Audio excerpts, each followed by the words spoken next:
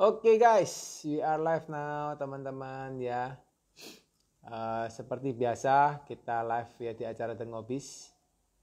Saya akan ya silakan bertanya di kolom question. Wait ya guys, saya pin dulu ya. Oke teman-teman ya, seperti biasa kita live di The Ngobis guys. Seperti biasa di hari Selasa malam ya, jam 8 malam.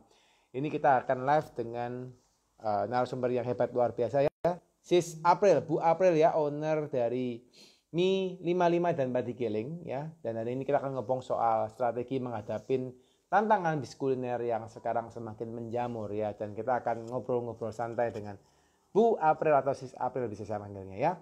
Oke guys, saya akan coba invite ulang Bu Aprilnya untuk bisa masuk bareng live. Aman sampai akhir ya. Oke, wah ada Pak Thomas Tita lagi nih. Hai Pak Thomas, apa kabar? Kak Aisyah ya, teman-teman yang lain juga nih ya. Ada Kak Rafiq ya. Halo Sis April.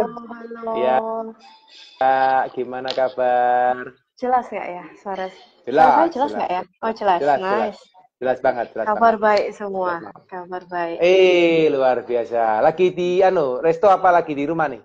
Lagi di resto kebetulan. Wah, luar biasa teman-teman ya. Ini pembicaranya hari ini masih dalam posisi nyempetin waktu guys untuk kita guys ya. Jadi lagi masih di resto, masih kontrol resto ya, karena restonya udah banyak cabang nih guys ya.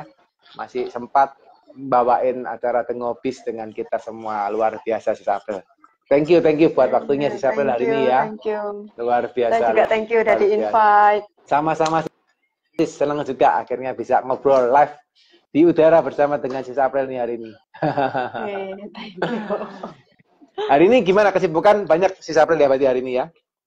Iya, karena kan habis ini kita akan buka yang di cabang baru, jadi ada protil-protil yang harus ditambahin, jadi apa yang harus di-print, menu juga baru di-print, jadi lumayan apa yang harus disatu-satuin gitu deh. Wow, ini lagi persiapan preparation untuk opening cabang baru ya Sis April berarti ya? Ya, betul. Ya. Kapan nih rencana grand openingnya atau soft openingnya Sis April? Kalau grand openingnya tanggal 15 Februari.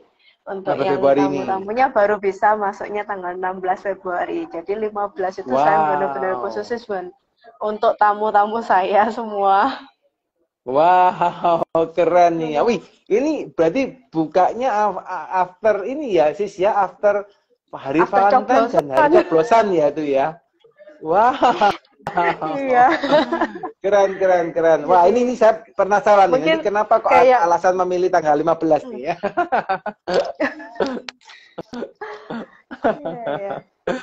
Ini pengen tanya lebih lanjut, tapi kita biasanya kepingin tahu dulu nih Sis. Biasanya kalau di The Ngobis ini kita pengen ulik-ulik nih apa kisah dari narasumber gitu ya. Karena yakin dan percaya sekarang ini teman-teman belajar bukan hanya dari teori gitu ya, karena teori itu kan ya udahlah bisnis kan gitu aja gitu, marketing gimana, operasional gimana, tapi paling penting dari story and experience real dari narasumber Sis. Nah, dan dari ini kita pengen banyak tanya ya Sis April ya. Nggak apa-apa ya Sis? Boleh. April ya. Boleh. Thank you. Thank you. Ini kita ngobrol-ngobrol santai aja Sis April ya, ngobrol santai aja. Bisnisnya apa saya tanya juga sesuai dengan apa mungkin yang saya pengen tanya gitu ya. Dan mungkin Sis April ini kalau saya tanya misalnya ada yang terlalu konfidensial, Sis April juga boleh ini ya, boleh jangan jawab kalau memang rasa itu karena konfidensial ya. Kadang-kadang soalnya pas ketanya terus terlalu dalam kadang-kadang. Minta izin gitu ya. Oke. Kita mulai Sis ya, langsung ya, karena waktu di Instagram juga maksimal 1 jam nih hari ini. Siap. Oke Sis, mungkin pengen tahu nih, biasanya teman-teman The Ngobis ini pengen dengar kisah awal dari Sis April gitu, kalau mungkin memulai di bidang pekerjaan itu ya, mungkin di bidang karir atau di bidang profesional atau mungkin di usaha itu gimana sih story-nya sampai sekarang gitu? Jadi lebih story of my life gitu ya. Ya. Silakan, Oke. silakan. Jadi kalau saya terjun di Mi55-nya juga semestinya sudah dari kecil. Jadi saya dari kecil itu bisa dibilang kasirnya Mi55. Kalau dulu mungkin di sini ada customer-nya kita yang mungkin di zaman kita di Ahmad Yani saya udah sering sih di Mi55 itu sebagai kasir gitu kan. Cuman karena kan itu masih kecil ya, jadi belum yang terlalu membantu orang tua yang bagaimana. Terus setelah karena saya kuliah juga di luar, kalau pengalaman kerjanya di luar, saya udah ngerasain yang mungkin susah-susahnya, yang ditolakin karena Asia lah, terus berhubungan juga kerjanya dengan orang Asia ya, jadi pasti gajinya kecil lah, yang dibayarnya sekian tapi kerjanya sekian gitu kan ya, biasa kalau di luar negeri gitu. Emang waktu itu kerja di mana sis kalau boleh tahu sis? Kalau dulu saya waktu kuliah saya bekerja di beberapa kerjaan, ya namanya hidup di sana. Di negara di luar negeri berarti ya? Yes, saya sempat di Melbourne. Di Melbourne. Saya sempat di Melbourne. Jadi saya dulu pernah kerja di food truck, pernah kerja di toko souvenir, juga pernah kerja di sort of kayak administration di perusahaan IT, outsourcing. Oke. Dan itu yang sih sering cerita ya. Silakan. Jadi waktu kalau zaman kuliah, yaitu kuliahnya sambil kerjanya di food truck. Terus kalau misalkan food trucknya cuma Sabtu Minggu kan, biasanya pasti yang namanya butuh duit, butuh hidup, ya kan. Jadi ya saya pasti ada kerjaan kedua, yaitu saya sempat kerja di toko souvenir. Itu ya seminggu bisa 3 kali kerjanya, terus seminggu ya kerjanya bisa 5 kali dalam seminggu. Terus setelah kuliah kelar, kebetulan saya punya teman ini kerjanya di outsourcing IT. Jadi karena saya tidak ada background IT, tapi dia membutuhkan administration, jadi oke lah saya coba dan ternyata bisa bekerja 1 tahun. Gitu. Oke. Jadi bekerjanya cukup banyak ini ya, sis ya, apa variasinya ya? Dari F&B masuk ke retail, and then terakhir sampai masuk ke ini bidang IT ya malah ya. Betul. Wow, keren. Sis, apa sis yang dipelajarin ketika bekerja di luar gitu sis?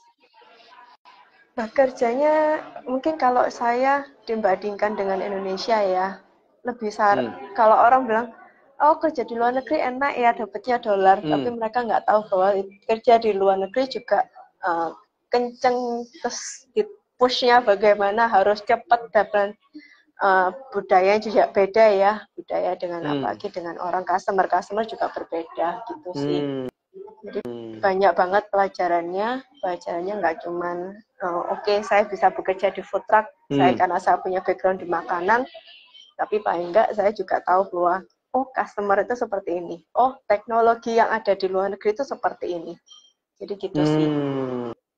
Oke. Pada zaman itu apa sis yang sis rasakan bedanya di Indonesia dengan di luar waktu itu sis? Berhubung kalau saya dulu nggak pernah pegang kayak POS system, terus tiba-tiba dipaksakan untuk belajar tentang POS, jadi saya pertama kali belajar POS itu malah di luar negeri. Walaupun betul di Indonesia sudah banyak, tapi mungkin karena kan saya belum sampai ke sana ya. Restoran saya dulu saat itu belum sampai sana, jadi pertama kalinya tahu POS juga di sana. Terus apalagi ya, kalau di bidang IT-nya juga saya enggak pernah tahu yang namanya bikin program, yang maksudnya kalau setahunya kita kan bikin program kan ya udah orang IT yang bikinkan gitu kan. Ya betul, saya juga yang bikin orang IT, tapi ternyata nggak sesimpel itu gitu kan. Jadi hal baru juga buat saya gitu. Oke. Jadi saya juga ini ya apa namanya terlibat juga di dalam program tadi ya itu untuk develop atau apapun itu ya. Betul. Oke. Terus kalau culture-nya orang kerja di luar negeri itu apa sih bedanya sama di Indonesia gitu sih?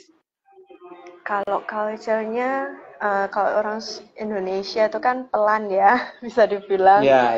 Jadi kalau di sana itu kan serba harus ya? cepat. Iya, kalau di Indonesia surely but sure, tapi kalau di luar itu kan di benar-benar ayo cepat gitu kan.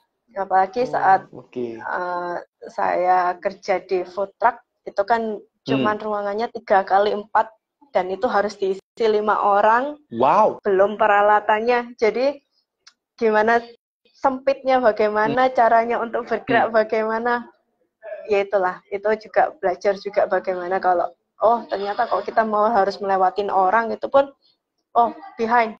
Jadi hati-hati ya belakang gitu kan, behind gitu. Jadi hal untuk safety itu juga kita juga senang sih bisa belajar banyak tentang safety gitu. Oke. Meskipun di sana juga masih kalau tadi sempat cerita ada rasisnya juga sih ya terkait dengan orang Asia ya. Ada, apalagi kalau pulangnya malam ya. Ya.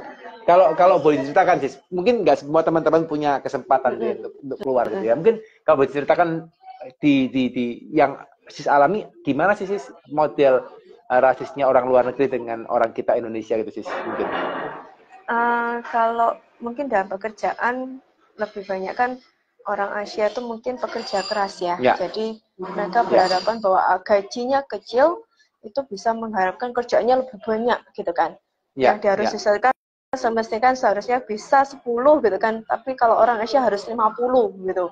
Jadi benar-benar di pushnya itu satu. Terus yang kedua yang pernah saya alamin itu malah saat pulang kerja. Ya kita kan nggak pernah tahu ya, tiba-tiba digodain saya juga. Saya pikir kalau malam saya bisa telepon orang tua saya, bisa ngobrol begitu ya. Namanya juga orang tua kan nggak bisa bahasa Inggris. Berarti kan kita kan pakai bahasa Indonesia. Jadi kalau saya sampai ada 2 orang lebih tepatnya. Jadi kamu kalau nggak bisa bahasa Inggris nggak usah di sini. Kamu kalau misalkan mau di sini pakai bahasa Inggris gitu. Itu di tengah jalan gitu. Iya, di tengah jalan di tram. Jadi di kereta gitu. Out of nowhere tiba-tiba muncul terus tiba-tiba teriak-teriak. Ya. Oke. Tapi sis biarin aja gitu ya. Iya, saya cuekin, saya cuman pindah intinya udahlah, nggak mau ini. Malah seharusnya saya stop, misalnya stop ketiga gitu kan. Saya keempat, sebelum itu saya udah turun, udah jalan kaki aja. Ya.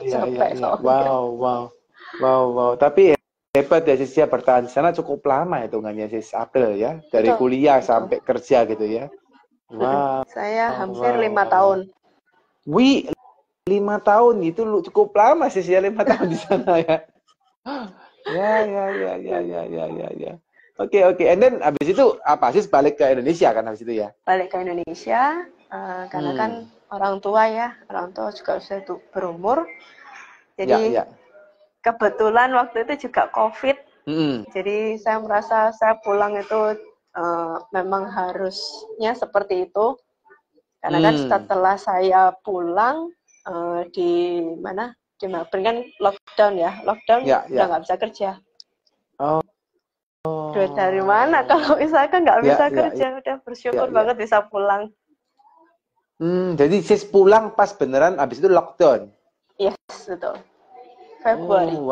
Februari Maret gitu. Februari kalau nggak salah. Februari Maret. Wow, berarti itu pas pulang pas persis ya langsung lockdown. Soalnya nggak lama kan dari itu ya lockdownnya di Indonesia. Nggak lama. Wow. Blessing banget ya sis ya ceritanya itu ya. Bisa pulang terus lockdown pas bener ya. Wow. Pas banget. Terus itu selama ini udah nggak balik lagi ke Melbourne berarti ya, selama ini ya udah langsung stay di Indonesia sudah terus di stay. ya. Betul. Oke. Menarik. Nah, Sis, by the way ini kan sekarang Sis kan berarti bantu untuk usaha keluarga ya, untuk tadi kan sempat Sis ceritakan ada Mi 55 dan Batik Giling gitu ya. Nah, betul. Kalau boleh diceritakan Sis, itu gimana sih ceritanya kok bisa terbentuk Mi 55 dan Batik Giling Sis? Awalnya Mi 55 itu dari mama papa saya. Ya. Jadi berawalnya juga dari rumah. Dulu masih bukanya di rumah, di depan rumah, bagaikan warung gitu ya. Setelah itu, itu dulu waktu itu zaman itu di Nginden, di daerah Nginden sana, Intan Timur. Nginden berarti gitu. Daerahnya Panjang Jiwo dan kawan-kawan Surabaya berarti ya? Ya, betul. Tapi dulu saya nggak tahu dulu namanya apa, terus saat itu kita mama papa punya modal, pindahlah di Ahmad Yani. Kalau mungkin dulu ada teman-teman yang di sini, ada yang tahu Mi 55 dulu yang di pojokan, di gang pojokan. Nah, itu dulu awalnya dari 1 jadi 3 ruko kita beli semua. Jadi benar-benar dari 1, 2, 3 kita benar-benar bertumbuh lah ya. Itu. Awalnya memang dari situ, dari benar-benar Chinese food aja. Terus setelah itu kita sekitar tahun 89 kita punya cabang lagi yang ada di Gempol. Itu di Bundaran Tol Gempol. Itu betul itu.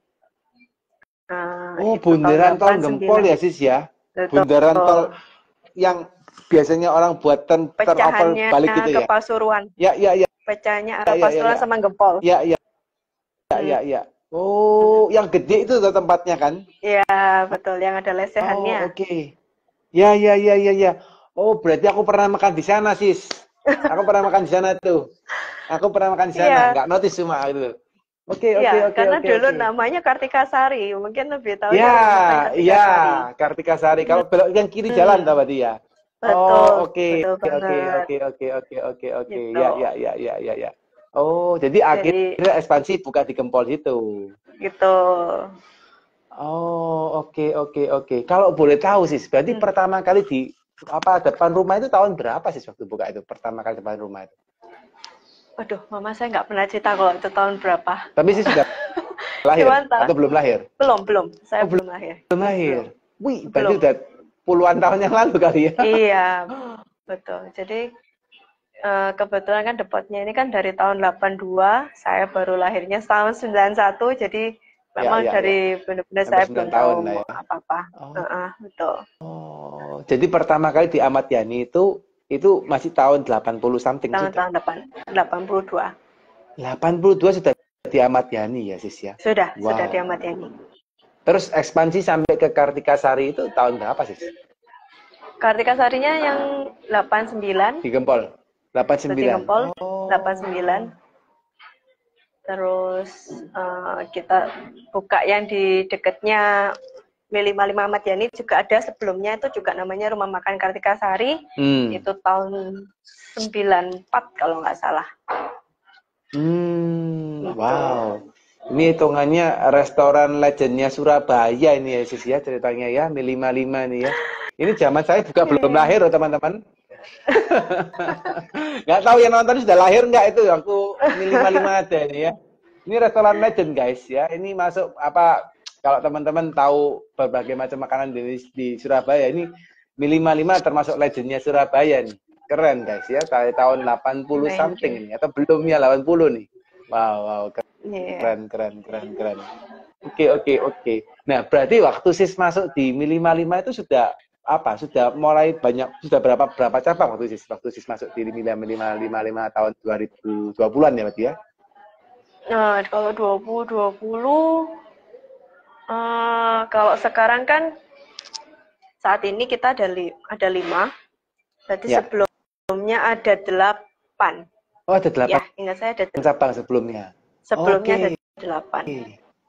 Oke. Berarti kalau dengan kata ini berarti ada beberapa cabang yang tutup ya sis ya kondisinya ya. Oke, Betul. oke. Nah itu tutupnya berarti waktu COVID itu sis. Iya, betul. Oh, Jadi karena oke.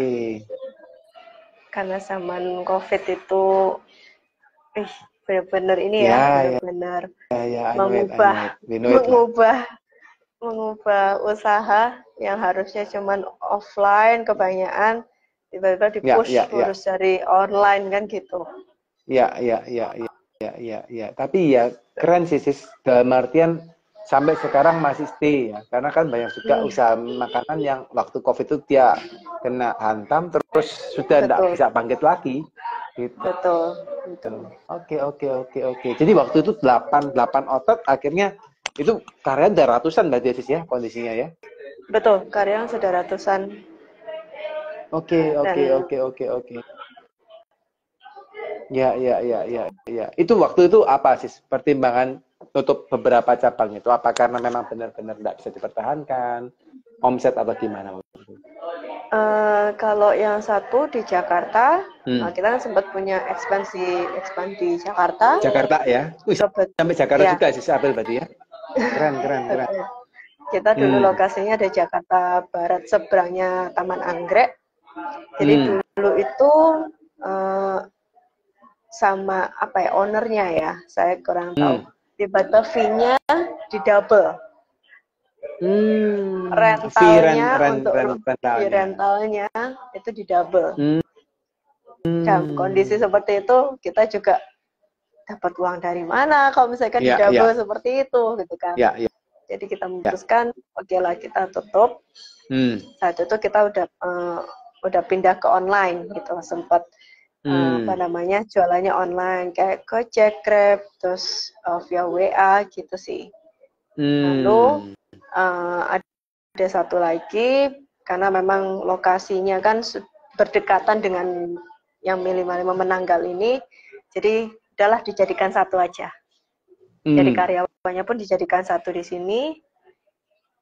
Yang satu karena memang kurang oke, sudah beberapa tahun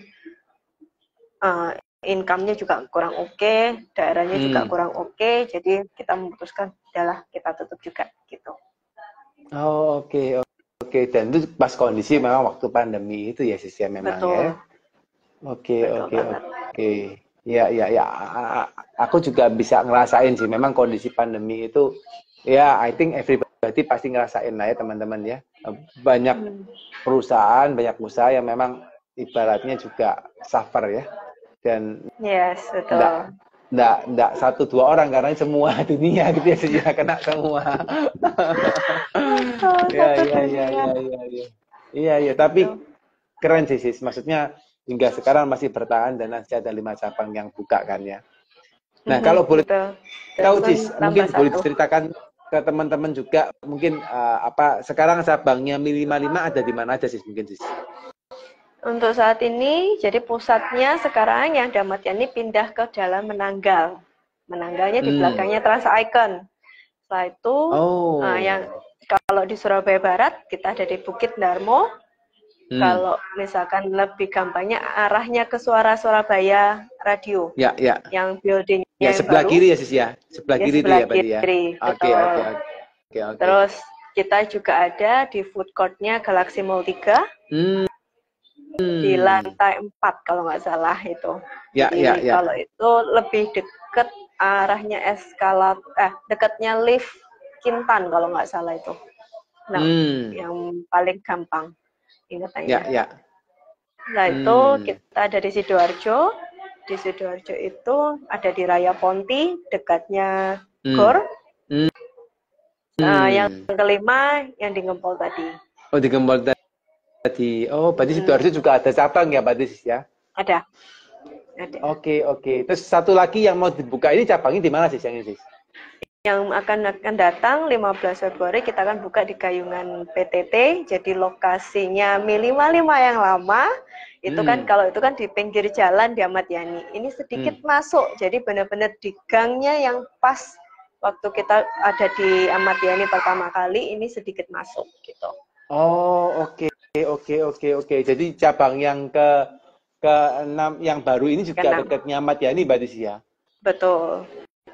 Wow. Keren teman-teman ya. Nanti yang suka makan makanan Chinese food legend guys ya, dan Indonesia food legend harus mampir ya teman-teman ya. Saya ini pelanggannya Mi 55 soalnya. Hobi banget kalau makan Mi 55 nih ya. Ya. Sis, pengen tahu sis. Ya. Ini restoran kan berjalan udah, kalau boleh dikatakan sudah legend banget ya, sih sudah puluhan tahun ya, more than 30 years I think ya. 41. Atau mungkin 41 tahun ya sih ya. Nah, itu apa sih yang maksudnya, apa perkembangan yang dilakukan dari tahun ke tahun sampai sekarang sih? Kok bisa sampai bertahan 41 tahun itu sih? Ya, kalau Kalau sih bisa perkembangannya cerita pasti mungkin ya dulu ya. ya, boleh. Jadi kalau perkembangannya pasti kan dari menu kita berkembang. Dulu di awal di tahun 82 kita jualannya cuma mie, nasi goreng, capcay. Cuma 3. Mie, setelah itu kita berkembang. nasi goreng, capcay. 3 ini stok sis. Betul. Wow. Betul. Jadi berawalnya dari sedikit, dari beberapa macam saja. Sekarang kalau di total menunya kita, tapi termasuk minuman sih ini ya, termasuk minuman sudah sampai 100 item. 100 item, wow. Oke. Jadi benar-benar perkembangannya, tapi nggak langsung ya, maksudnya kita bertahap. Kita pun juga berkembang dalam bentuk rasanya, kita juga ngembangin. Jadi sepertinya kita juga harus ngikutin eranya juga. Jadi kalau zaman sekarang ini kan salted egg gitu kan ya. Jadi kita juga punya yang seperti itu. Dulu kalau mungkin yang dulu dulu kita belum punya yang namanya saus asam manis. Itu ada dulu. Jadi benar-benar dari hal simple dulu, terus kita mencari yang lebih rumit lah, intinya begitu. Oke. Sis, saya penasaran loh, sungguh ini penasaran ya. Sis kan saya sempat cerita ya, bahwa menu pertama adalah nasi goreng, mie goreng, dan capcay. Ya. And then waktu itu kondisinya dari yang jual di rumah, terus dan bisa akhirnya pindah ke ruko di Ahmad Yani yang termasuk jalan senternya Surabaya, Ahmad Yani itu ya. And then sampai punya 3 ruko gitu ya. Apa yang membuat itu bisa keren itu sih sebenarnya gini kan, kalau orang misalnya buat makanan kan ya gimana kayak gitu ya, mungkin di model-model gimana gitu ya. Ini bakmi, nasi, dan capcay di zaman itu mungkin sih pernah dapat cerita nggak dari orang tua itu gimana sih kok bisa sampai bisa booming dan bisa sampai seperti itu? Kalau dulu mungkin lengkapnya sih saya kurang tahu, cuman apa yang selalu diingat orang-orang sama customer itu, Mi 55 dulu tuh porsinya jumbo, besar. Gitu. Harganya juga tidak mahal gitu kan. Terus tapi kan pertimbangan juga suatu hal lainnya kan pasti berubah ya, Bro. Jadi kan nggak mungkin akan stay di situ terus juga. Jadi waktu itu USP-nya, kalau bahasa saya USP itu kan unique selling proposition gitu sih. Maksudnya pembedanya Mi 55 dengan yang lain itu adalah porsinya dulu jumbo gitu ya. Dan akhirnya membuat orang itu ingat gitu ya, bahwa kalau mau makan enak dan jumbo gitu ya porsinya harus ke Mi 55. Betul, dulu begitu. Oke. Tapi sampai sekarang udah nggak dilakukan lagi sih. Maksudnya nggak membuat lagi porsi jumbo seperti itu atau gimana kalau sekarang? Kalau sekarang enggak, karena kan kita kembali ya, kita merasa juga banyak juga customer itu waste. Kadang itu juga kita juga sedih ya kalau misalkan oke lah, memang mereka sudah bayar, cuman kan kalau misalkan waste itu kan buang itu. Betul gitu kan, dan enggak banyak orang yang maksudnya dibawa pulang juga gitu. Oke. Jadi mereka meskipun nggak habis ya nggak dibungkus bawa pulang gitu ya sis ya? Nggak tahu kenapa kalau dulu tuh kebanyakan begitu. Terus setelah itu kan kita juga berpikiran, mungkin porsi makan orang ini berkurang. Padahal kan dulu itu satu periode itu bisa bertiga, 3 orang gitu kan ya. Satu piring bisa Sekarang buat 2-3 orang, sis. Wow. Itu benar-benar betul. very jumbo dia ya. Betul, cuma apa namanya, perkembangan situ itu juga, terus setelah itu bumbu-bumbu kan juga kita mau yang terbaik ya, jadi kan kita nggak mau asal-asalan Ya, ya. beli bahan, beli bumbu, jadi kita juga membuat seperti lebih versi smallnya lah. Harganya sih mestinya dibandingkan kalau misalkan dulu ya pasti berbeda ya. Dengan dulu kan bahan-bahan juga lebih murah gitu kan. Kalau sekarang kan Ya, ya. udah macam-macam costnya gitu kan, transportnya apalah gitu-gitu kan begitu. Jadi kita juga concernnya di situ. Ya, ya, ya, ya. Nice. Kalau nggak salah sampai saat ini pun menu nasi goreng, mie goreng, capcay kan masih ada sis ya? Masih Iya. ada. Kemarin soalnya saya hobi makan capcay sis. Jadi kemarin aku nyobain capcaynya mie 55 itu memang rasanya, wih nendang banget tuh rasanya kayak rasa masakan mami gue gitu ya maksudnya. inget mie 55 langsung inget mami gue gitu ya.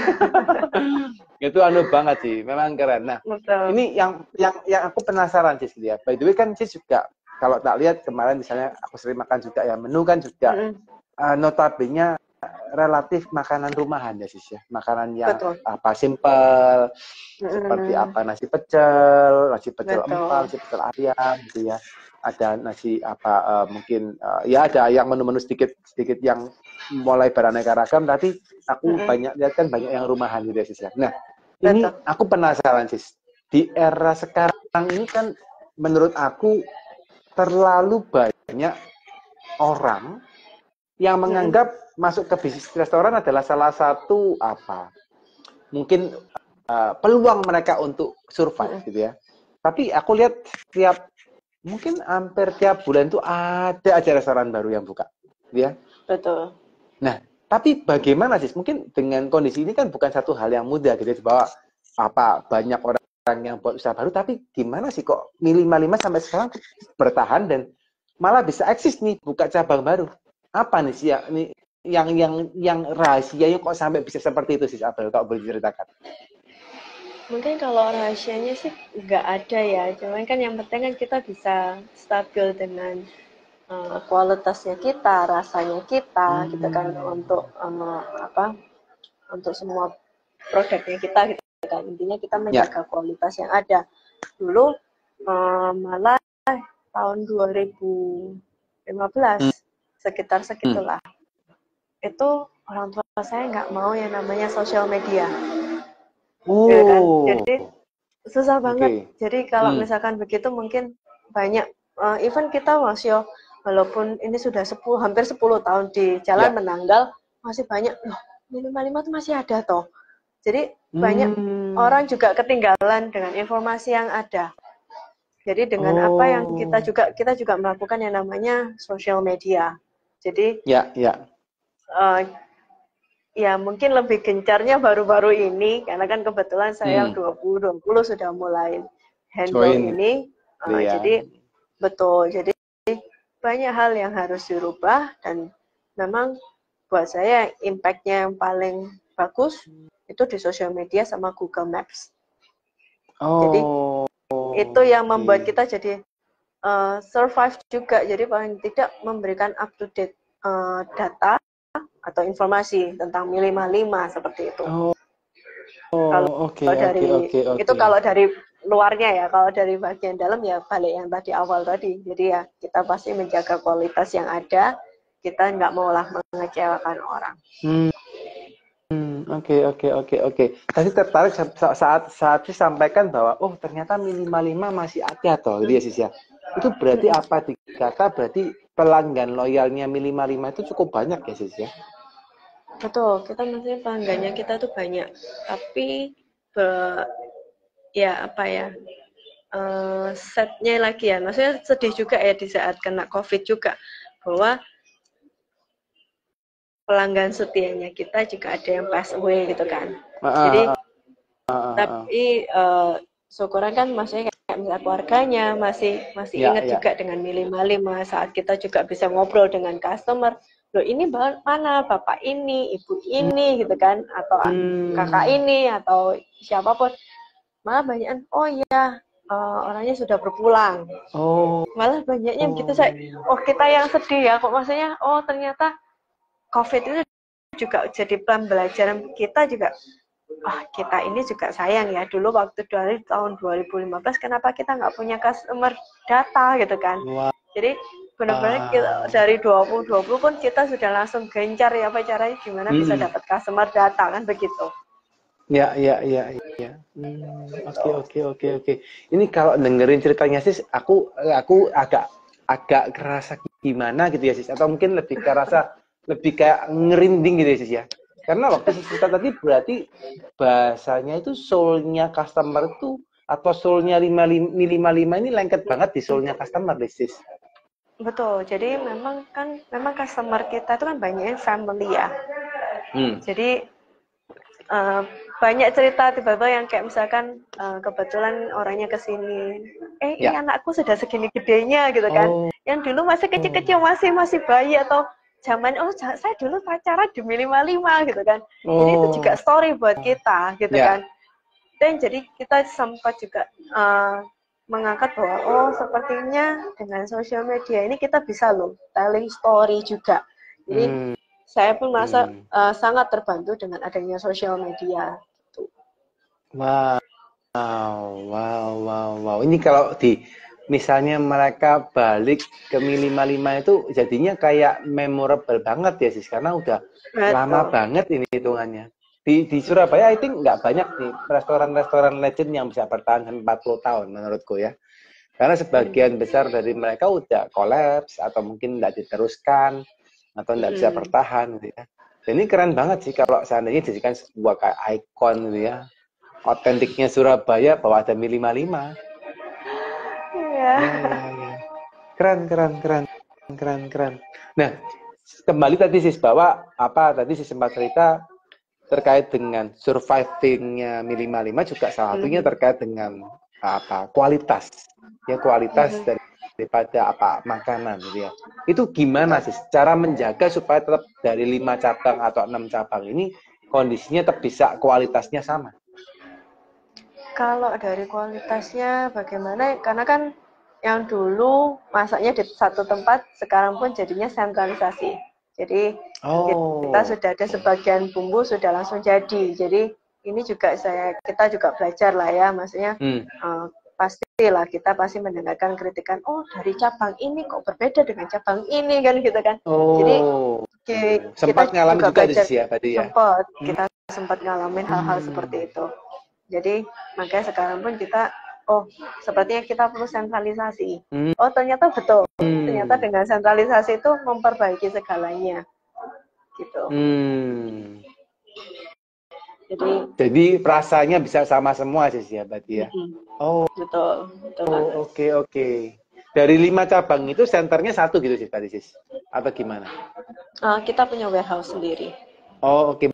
Jadi bukan satu di tempat itu ya restorannya. untuk satu center kitchen lah, central kitchen lah ya. Central kitchen. Untuk supply 5 tempat itu berarti sis ya tadi ya. Yes, betul. Oke. Termasuk yang di Gempol juga. Yes, betul. Wow. Kalau dulu di Jakarta kita sampai kirim ke Jakarta sih. Wih, sampai kirim ke Jakarta. Yes. Itu demi menjaga rasanya gitu sih ya. Betul banget. Even semua kokinya kita di segala cabang semuanya pasti semua dari trainingan dari yang di pusat. Yang di warehouse pusat itu. Yang di Menanggal ini. Di Menanggal itu. Di restorannya. Jadi semua kokinya pun di training di situ ya sis ya. Betul. Wow. Kalau dari karyawannya pun semua kayak misalnya ya karena kan kayak sekarang nih kita baru mau buka nih. Jadi segala trainingnya dipusatkan di 555 Menanggal. Untuk training karyawan baru, waiter, waitress, ya, helper, semua trainingnya di sana. Semua. Oke. Itu berarti jalan sudah puluhan tahun, caranya juga seperti itu sih ya, supaya bisa menjaga kualitasnya ya. Betul Oh, banget. oke. Nah, ini teman-teman ya, mungkin teman-teman yang bisnis di food ya. Ini salah satu guys, karena kalau kalau pengalamanku sih ya, kalau pengalamanku ya, Hmm. aku juga pernah ngalamin tuh ceritanya apa mungkin pelanggan sis yang ngomong apa, rasanya kok beda ya di cabang ini ya. Nah, kadang-kadang ada orang yang dia udah terlanjur bahasanya itu apa ya, kecewa gitu ya di cabang yang lain gitu ya, pas rasanya nggak enak terus dia nggak balik, dia bisa Iya. makan nggak enak nih, nggak balik dia gitu. Itu juga sering nih dia, apalagi kalau nggak jaga rasa ya sis ya, nggak jaga rasa, Betul. nggak jaga kualitas, bisa salah satu hal gitu ya. Iya, iya, iya. Nah sis, penasaran sis, kalau sis kan coba cerita ya bahwa karyawan kan jumlahnya kan ratusan ya sis ya. Jadi kan Iya. mungkin kalau sekarang ada sudah beberapa cabang bikin sempat tutup kan, berarti ya masih banyak lah ya karyawan yang ada Iya. ya. Nah, itu gimana sih cara untuk bisa mengontrol kinerja dari seluruh karyawannya Sis Apren? Kalau controlling secara karyawan, saya juga punya bagian HRD. Jadi bukan HRD sih, lebih tepatnya itu kayak supervisor lah ya, Ya, untuk ya, ya, controlling di ya. setiap tempat, untuk controlling karyawan. Jadi mereka dia pun juga berpindah-pindah. Jadi nggak cuma di pusat aja, nggak, dia berpindah-pindah. Jadi untuk controlling secara karyawannya seperti itu. Jadi jangan ngecekin karyawan satu persatu di cabang A, cabang B, cabang Betul, C. betul. Oh, oke.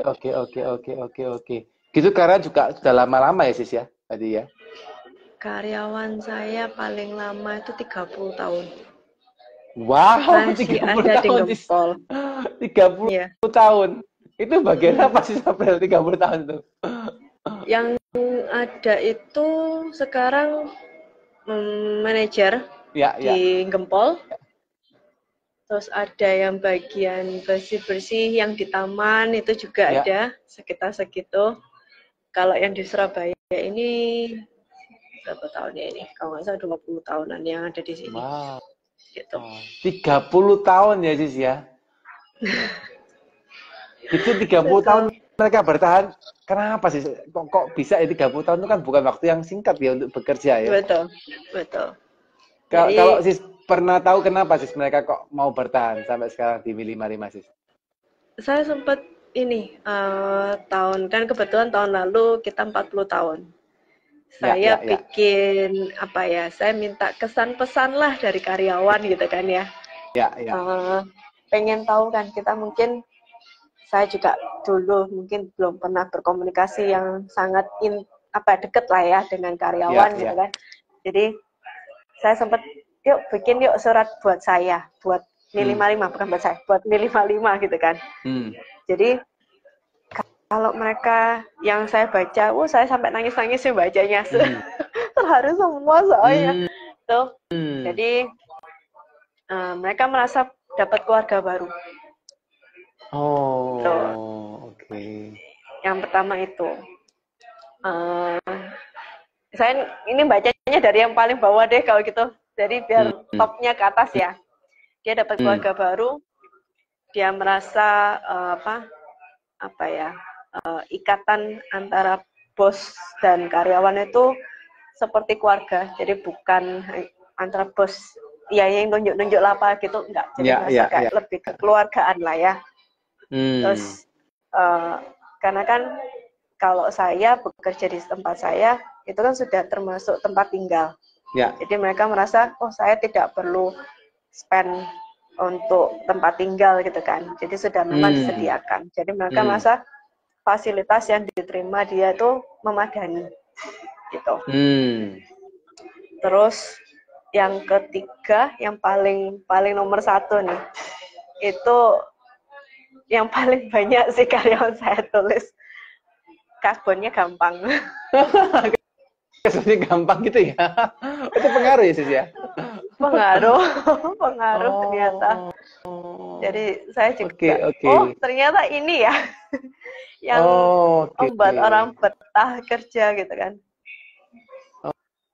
Karena kasbon itu ya Sis ya, betah ya karena mereka ya. Kasbonnya gampang, betul. Oke. Mungkin kalau yang lain saya nggak tahu ya kan, tahu saya kan ada yang sampai punya koperasi gitu kan, yang kalau saya kalau pinjam uang kasbon itu ada bunganya gitu kan. Karena saya tidak merasakan itu. Ya ini juga puji Tuhan, ini juga berkatlah dari Tuhan lah ya. Kita kita kan hidup namanya kan saling berbagi berkat ya kan, nggak mungkin berkat itu buat kita sendiri kan gitu. Jadi berkatnya juga untuk karyawan. Terus semua ini juga restoran ini juga ujung-ujungnya untuk karyawan kan begitu.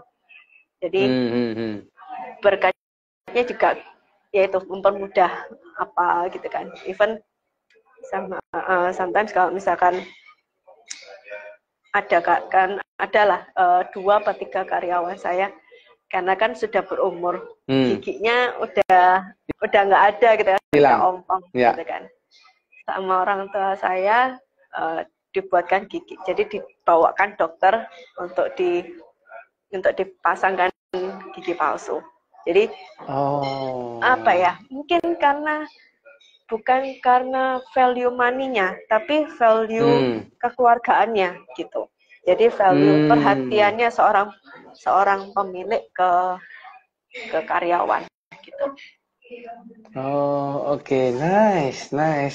Ini buat teman-teman yang dengerin ya guys. Ini kalau kalian sering ngomong sama kita di chatting ya, Pak susah yang ngurus karyawan ya, Pak susah yang ngatur karyawan ya, Pak saya resign. Ini guys dengerin ya, putar lagi nanti ceritanya.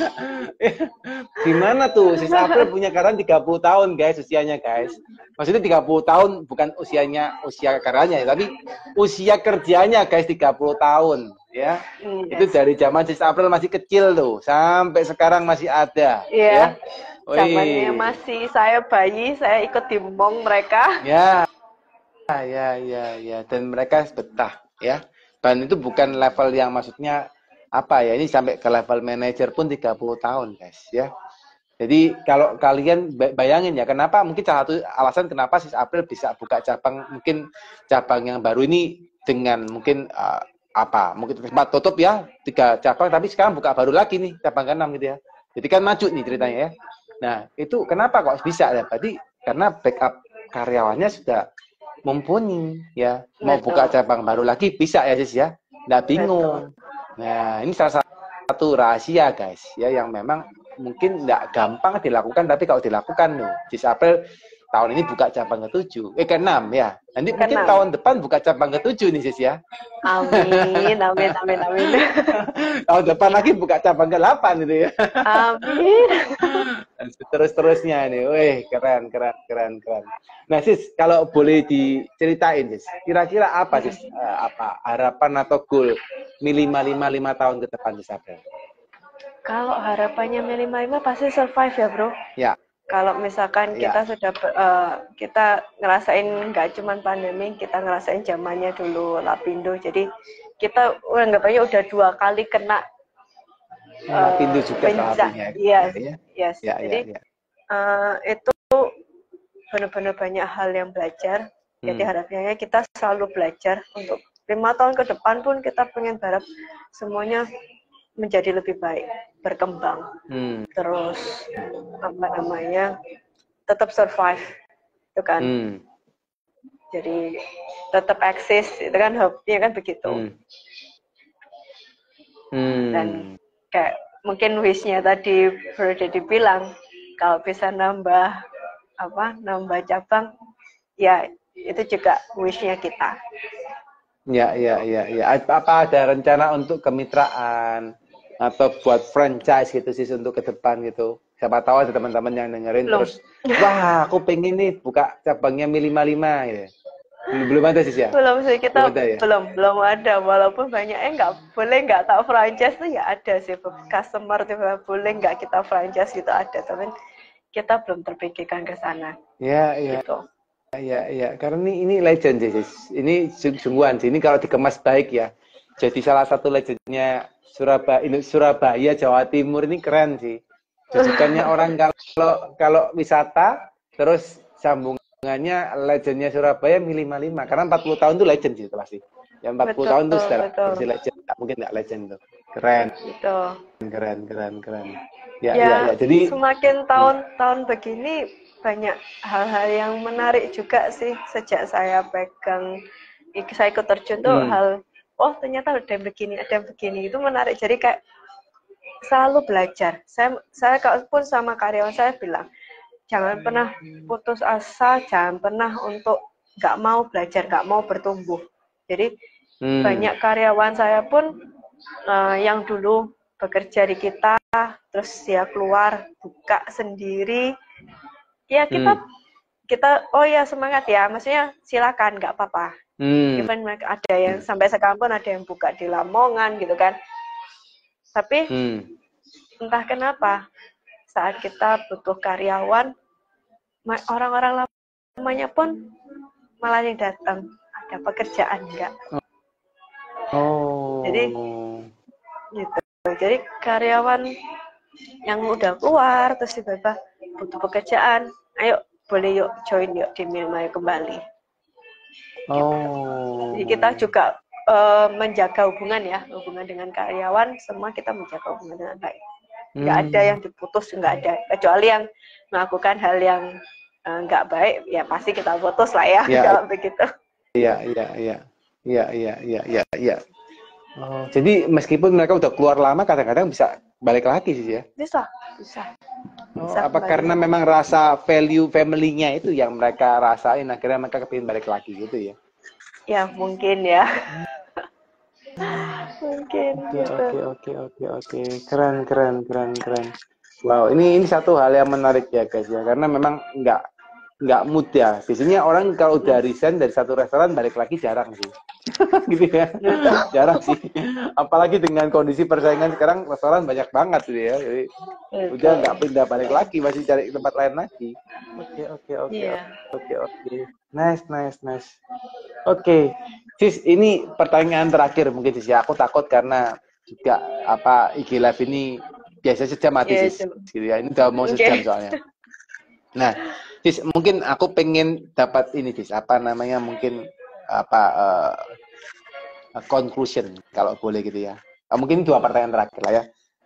Conclusion dari sis April selama 40 tahun ini, apa sih yang bisa membuat, apa sih satu rahasia gitu ya, bukan rahasia ya, apa sih hal-hal yang sis April dan keluarga lakukan secara terus-menerus sehingga bisnis ini bisa survive sampai tahun ke-40 dan terus berkembang gitu ya. Mungkin kalau boleh nggak sis dirangkum setelah perjalanan 40 tahun ini, apa sih kunci-kuncinya gitu?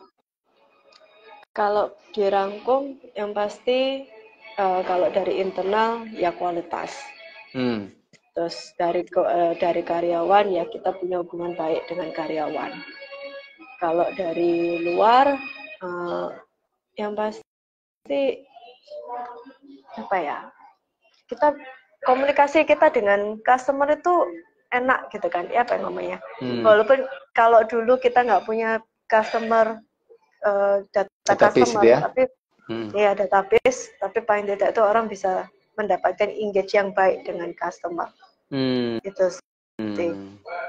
Jadi kalau dibilang rahasia, mestinya itu bukan rahasia sih, itu kan udah rahasia umum ya. Orang pasti semua usaha melakukan itu, dan mungkin kalau sekarang dibantu dengan namanya teknologi, yaitu social media, jadi itu pun kita sama-sama belajar gitu. Yang penting semua harus mau belajar, harus mau berubah, harus mau inovasi. Itu situ. Keren, inovasi guys ya.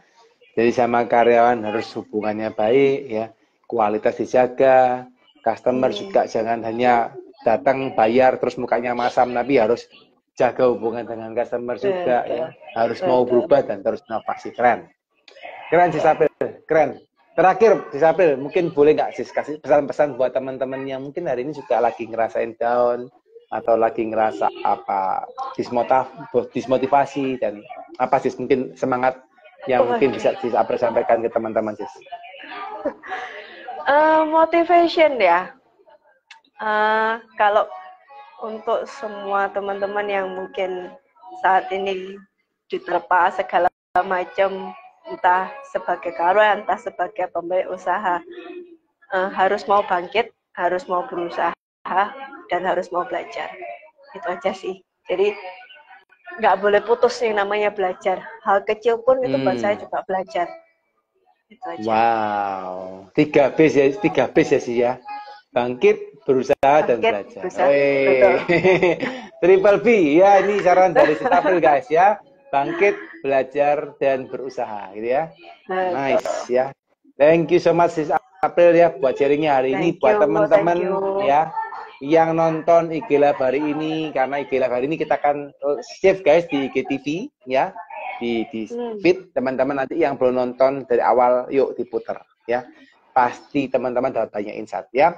Dan teman-teman nanti yang nonton dari tempat lain, Spotify kah, atau dari YouTube kah, atau dari apa, mungkin YouTube saya juga ya, teman-teman nanti guys puterin ya sampai habis guys, kalau perlu di rewind ya. Dan jangan lupa guys follow ya Sis April dan Mili55 guys ya.